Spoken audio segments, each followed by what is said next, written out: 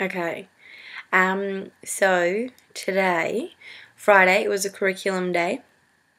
No kids, and I went to my very first all-day professional development curriculum day thingy. So that was an experience in itself that I wasn't prepared for by uni. Obviously, we get prompted and encouraged to go to staff meetings and to curriculum days, and as much as possible get involved, go on excursions. And I really benefited from today's PD. I really enjoyed it. So only from being on my professional experience rounds that I'm currently on now could I get a true understanding of what it means to have a curriculum day. I know that sounds so basic, but I was so glad that uni encouraged me to go, because in today's PD I learned about something that we've barely touched on in uni. Now, we've done an assignment once, and it was about assessment, and I did really enjoy it because I don't know how to correctly assess a piece of work that my students do, and what I definitely don't know is how to assess students' work differently. So if a particular child is performing at a higher rate, how do I set them a test? And then how do I set a test for a child that's performing at a much lower standard? And so the particular PD that I went to today was all about, it was really good, using data to monitor the effectiveness of teaching and inform instruction.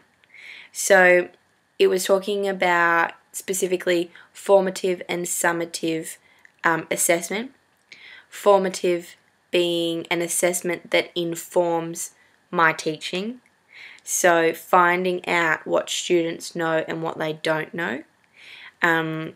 So a probe test or an on-demand test. Never heard of any of those. I might have missed it, but I don't feel that's something that uni has taught me. So I got so much out of today's PD, and I feel like it added significant value to my learning that only professional development could. But in saying that, uni is responsible for encouraging me to go to this PD.